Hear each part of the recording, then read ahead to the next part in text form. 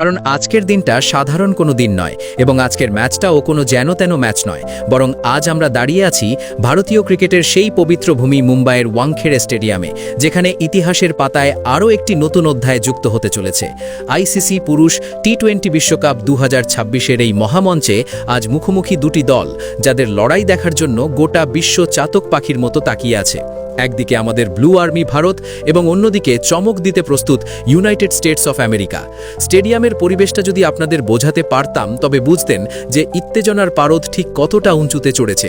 গ্যালারিতে তিল ধারণের জায়গা নেই, যেদিকেই তাকাবেন শুধু নীল জার্সির সমুদ্র এবং হাজার হাজার কণ্ঠের ইন্ডিয়া ইন্ডিয়া গর্জনে কান পাতা দায় হয়ে যাচ্ছে। বাতাসের প্রতিটি কণায় মিশে আছে এক অদ্ভুত উত্তেজনা আর চাপা টেনশন, যা শুধুমাত্র ওয়াংখেড়ের এই ঐতিহাসিক মাঠেই অনুভব করা সম্ভব। তবে ম্যাচের শুরুতেই একটা বড়সড় চমক আমাদের জন্য অপেক্ষা করছিল। টসের সময় যখন কয়েন স্পিন করা হলো, তখন ভাগ্যদেবী সহায় হলেন ইউএসের অধিনায়ক মোনাক প্যাটেলের প্রতি। তিনি টস জিতে এমন এক সিদ্ধান্ত নিলেন যা শুনে ক্রিকেট বিশেষজ্ঞরা রীতিমতো ভুরু কুঁচকে ফেললেন। সাধারণত ওয়াংখেড়েতে রান তাড়া করাটাই দস্তুর, কিন্তু মোনাক প্যাটেল সম্পূর্ণ উল্টো পথে হেঁটে প্রথমে বোলিং করার সাহসী সিদ্ধান্ত নিলেন। তার এই সিদ্ধান্তের পেছনে মূল কারণ ছিল পিচের শুরুর দিকের আর্দ্রতা এবং সতেজ ভাব, যেটাকে কাজে লাগিয়ে তিনি ভারতের বাঘা বাঘা ব্যাটারদের শুরুতেই চাপে ফেলতে চেয়েছিলেন। ভারতের হয়ে ইনিংস ওপেন করতে নামলেন এক আনকোড়া অথচ অত্যন্ত প্রতিভাবান জুটি। একদিকে ঈশান কিষান এবং অন্য প্রান্তে তরুণ তুর্কি অভিষেক শর্মা, দুজনেই প্রস্তুত নতুন বলের মোকাবিলা করতে। আমেরিকার হয়ে বোলিং আক্রমণ শুরু করলেন তাদের দলের সবচেয়ে অভিজ্ঞ এবং নির্ভরযোগ্য অস্ত্র সৌরভ নেত্রভালকার। প্রথম ওভারেই নেত্রভালকার নিজের জাত চেনালেন। তার লাইন এবং লেংথ ছিল একদম মাপা। বিশেষ করে পঞ্চম বলটিতে তিনি ঈশান কিষানকে নিজের সুইংয়ের জাদুতে পুরোপুরি বোকা বানিয়ে দিলেন। বলটি ঈশানের ব্যাটের পাশ দিয়ে সাঁ করে বেরিয়ে গেল, কিন্তু ঈশান কিষান হলেন এমন এক খেলোয়াড় যাকে বেশিক্ষণ দমানো যায় না। ঠিক পরের বলটিতেই তিনি তার স্বভাবসিদ্ধ ভঙ্গিমায় ব্যাট চালিয়ে দিলেন এবং বল সোজা গিয়ে আছড়ে পড়ল গ্যালারিতে। এক গগনচুম্বী ছক্কা দিয়ে ঈশান শুধুমাত্র নিজের খাতা খুললেন না, বরং ভারতীয় দলের স্কোরবোর্ডেও প্রথম রান যোগ করলেন এক রাজকীয় কায়দায়। কিন্তু এই আনন্দের রেশ বেশিক্ষণ স্থায়ী হল না, কারণ দ্বিতীয় ওভারের শুরুতেই ভারতীয় শিবিরে নেমে এলো এক গভীর নিস্তব্ধতা। বল হাতে এলেন পাকিস্তান বংশোদ্ভূত পেসার আলী খান, যার গতি এবং ইনসুইংয়ের কোনো জবাব সেদিন অভিষেক শর্মার কাছে ছিল না। আলী খান তার প্রথম বলটিতেই জাদুকরী এক ডেলিভারিতে অভিষেককে ক্লিন বোল্ড করে দিলেন। অভিষেক শর্মা, যিনি তার বিধ্বংসী ব্যাটিংয়ের জন্য পরিচিত, তিনি একটি বড় শট খেলার চেষ্টা করেছিলেন, কিন্তু বলের অতিরিক্ত বাউন্স এবং গতি বুঝতে না পেরে নিজের স্টাম্প খোয়ালেন। কোনো রান না করেই তাকে প্যাভিলিয়নের পথ ধরতে হলো এবং তার নামের পাশে একটি বড় শূন্য ছাড়া আর কিছুই জুটল না। এই ধাক্কা সামলাতে না সামলাতেই মাঠে নামলেন তরুণ সেন্সেশন তিলক ভার্মা। আজকের ম্যাচে তিলক যেন এক অন্য মেজাজে ছিলেন। অভিষেকের আউট হওয়ার চাপ তিনি বিন্দুমাত্র নিজের ওপর নিলেন না, বরং পাল্টা আক্রমণের পথ বেছে নিলেন। তৃতীয় ওভারে যখন নেত্রভালকার আবার বল করতে এলেন, তখন তিলক ভার্মা তার ওপর চড়াও হলেন। কোনো ভয় না পেয়ে তিলক একের পর এক আক্রমণ শানাতে লাগলেন। প্রথমে একটি বিশাল ছক্কা এবং তারপরেই পরপর দুটি বিদ্যুৎ গতির চার মেরে তিনি বুঝিয়ে দিলেন যে তিনি আজ পিছু হটতে আসেননি। এই এক ওভার থেকে তিনি 16 রান তুলে নিলেন এবং ওয়াংখেড়ে স্টেডিয়ামের দর্শকদের মধ্যে আবার প্রাণের সঞ্চার হলো। মনে হচ্ছিল ভারত এবার চালকের আসনে বসতে চলেছে এবং ইউএসের বোলাররা কিছুটা হলেও চাপে পড়ে গেছে। কিন্তু টি-20 ক্রিকেট মানেই হলো অনিশ্চিততার খেলা, যেখানে প্রতি মুহূর্তে রং বদলায়। ম্যাচের ষষ্ঠ ওভারে অর্থাৎ পাওয়ার প্লের শেষ ওভারে ঘটল সেই নাটকীয় বিপর্যয় যা কেউ দুঃস্বপ্নেও ভাবেনি। বল হাতে এলেন শ্যাডলি ভ্যান শলকুইক। তার মিডিয়াম পেস বোলিং এবং গতির হেরফের ভারতীয় ব্যাটিং লাইনে ধস নামিয়ে দিল। এই একটি ওভারেই ম্যাচের মোড় সম্পূর্ণ ঘুরে গেল। শলকুইক খুব চতুরতার সাথে তার গতির পরিবর্তন করলেন এবং ক্রিজে জমে যাওয়া ঈশান কিষানকে তার স্লোয়ার বলে ফাঁদে ফেললেন। ঈশান, যিনি তখন বেশ ছন্দে ছিলেন, তিনি বলের গতি বুঝতে ভুল করলেন এবং মিড অফের উপর দিয়ে তুলে মারতে গিয়ে টাইমিংয়ে গড়বড় করে ফেললেন। ফলাফল যা হওয়ার তাই হলো। তিনি আউট হয়ে গেলেন 16 বলে 20 রানের একটি ছোট কিন্তু ঝোড়ো ইনিংস খেলে, যেখানে ছিল একটি 4 এবং দুটি বিশাল ছক্কা। ঈশান আউট হওয়ার সাথে সাথেই গ্যালারিতে পিন পতন নিস্তব্ধতা নেমে এলো, কারণ ভারত তাদের দ্বিতীয় উইকেট হারিয়ে ফেলেছে এবং বিপদ তখনও কাটেনি। সেই একই ওভারে শলকুইক তার ধ্বংসলীলা চালিয়ে গেলেন। ওভারের পঞ্চম বলে তিনি তুলে নিলেন তিলক ভার্মাকেও। তিলক, যিনি কিছুক্ষণ আগেই বোলারদের শাসন করছিলেন, তিনি একটি বাউন্সি বলে পুল শট খেলতে গিয়ে নিয়ন্ত্রণ হারিয়ে ফেলেন এবং বাউন্ডারি লাইনে ধরা পড়েন। মাত্র 25 রানে তার ইনিংস শেষ হলো। ভারতের বিপদ এখানেই শেষ হয়নি। দর্শকদের হৃদস্পন্দন প্রায় থামিয়ে দিয়ে হারিয়ে ঠিক পরের বলেই অর্থাৎ ওভারের শেষ বলে নতুন ব্যাটার শিবম দুবেও আউট হয়ে গেলেন। শলকুইক একই ওভারে 3টি মহামূল্যবান উইকেট তুলে নিয়ে ভারতের ব্যাটিং মেরুদণ্ড ভেঙে দিলেন। শিবম দুবে প্রথম বলেই পুল করতে গিয়ে মিস টাইমিং করলেন এবং 0 রানে প্যাভিলিয়নে ফিরলেন। পাওয়ার প্লে শেষ হওয়ার পর ভারতের স্কোরবোর্ড তখন রীতিমতো ধুঁকছে। মাত্র 47 রানে 4 উইকেট হারিয়ে ভারতীয় দল তখন খাদের কিনারে দাঁড়িয়ে।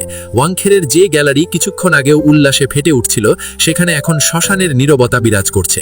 সবার মুখোমুখে তখন একটাই প্রশ্ন, এখান থেকে কি ভারত ঘুরে দাঁড়াতে পারবে, নাকি নিজেদের মাটিতেই এক লজ্জাজনক পরাজয়ের সাক্ষী হতে হবে? বন্ধুরা, ওই মুহূর্তটা একবার ভাবুন। মাত্র 47 রানে 4 উইকেট নেই। ওয়াংখেড়ের যে গ্যালারি একটু আগে উৎসবের মেজাজে ছিল, সেখানে তখন শ্মশানের নীরবতা নেমে এসেছে। হাজার হাজার দর্শকের বুকে যেন পাথর চাপা দেওয়া হয়েছে। আর ঠিক সেই কঠিন ও শ্বাসরুদ্ধকর পরিস্থিতিতে দলের হাল ধরতে ক্রিজে দাঁড়িয়েছিলেন অধিনায়ক সূর্যকুমার যাদব এবং ফিনিশার রিঙ্কু সিং। এই দুজনই ছিলেন তখন ভারতের শেষ ভরসা এবং ডুবন্ত তরীকে তীরে ভেরানোর একমাত্র নাবিক। অষ্টম ওভারে যখন শ্যাডলি ওয়ান শলকুইক আবারও বল হাতে তেড়ে এলেন, তখন তার লক্ষ্য ছিল একটাই, ভারতীয় অধিনায়কের ওপর আরও চাপ সৃষ্টি করা। কিন্তু সূর্যকুমার জানতেন এই মুহূর্তে উইকেট দেওয়া মানেই আত্মহত্যা। তাই তিনি অত্যন্ত বিচক্ষণতার সাথে ঝুঁকি না নিয়ে এক এক রান করে স্ট্রাইক রোটেট করতে থাকলেন। রিঙ্কু সিংও উল্টো দিক থেকে তাকে যোগ্য সঙ্গ দিচ্ছিলেন এবং মাটি কামড়ে পড়ে থাকার চেষ্টা করছিলেন। রান রেট ক্রমশ নিচে নামছিল এবং স্কোরবোর্ডের চাকা প্রায় থমকে গিয়েছিল। কিন্তু সূর্যকুমারের মাথায় তখন অন্য পরিকল্পনা চলছিল। 10ম ওভারে যখন ইউএসের মিডিয়াম পেসার শুভম রঞ্জনে বল করতে এলেন, তখন তাকে আনা হয়েছিল রানের গতি পুরোপুরি থামিয়ে দেওয়ার জন্য। কিন্তু বিশ্বের 1 নম্বর টি20 ব্যাটার সূর্যকুমার যাদব তখন নিজের খোলস ছেড়ে বেরোনোর সিদ্ধান্ত নিলেন। তিনি তার জাদুকরি কবজির মোচড়ে ওভারের 3য় ও 5ম বলে 2টি চোখ ধাঁধানো 4 মেরে গ্যালারিতে আবারও প্রাণের সঞ্চার করলেন। 10 ওভার শেষে ভারতের স্কোর দাঁড়ালো 4 উইকেটে 63 রান, যা টি20 সুলভ না হলেও পরিস্থিতির বিচারে ছিল মন্দের ভালো।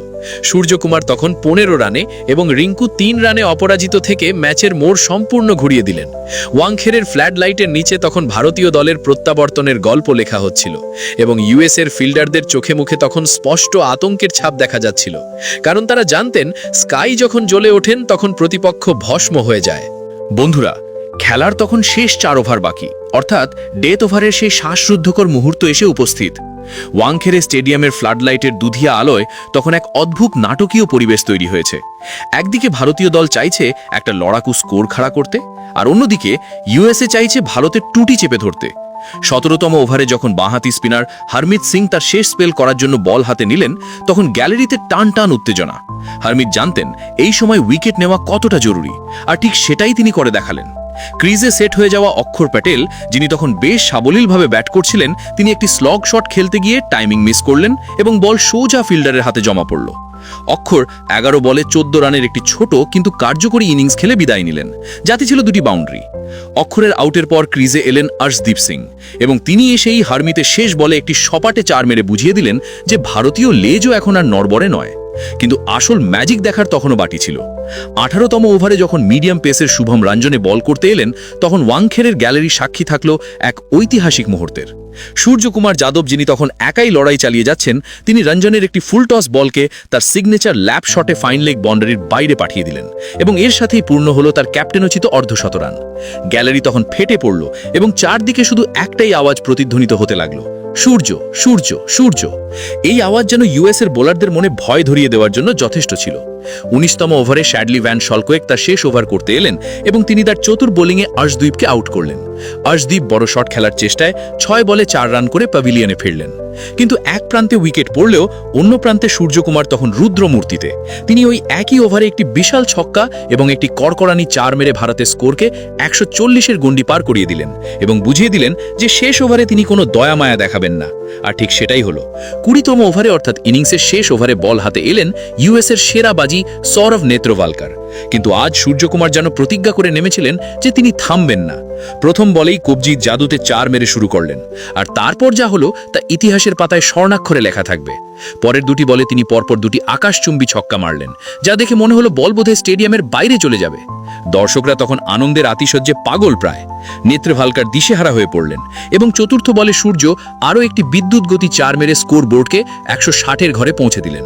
তবে শেষটা হলো একটু করুণভাবে। শেষ বলে স্ট্রাইক রোটেট করতে গিয়ে বরুণ চক্রবর্তী রান আউট হয়ে গেলেন এবং ভারতের ইনিংস শেষ হলো 9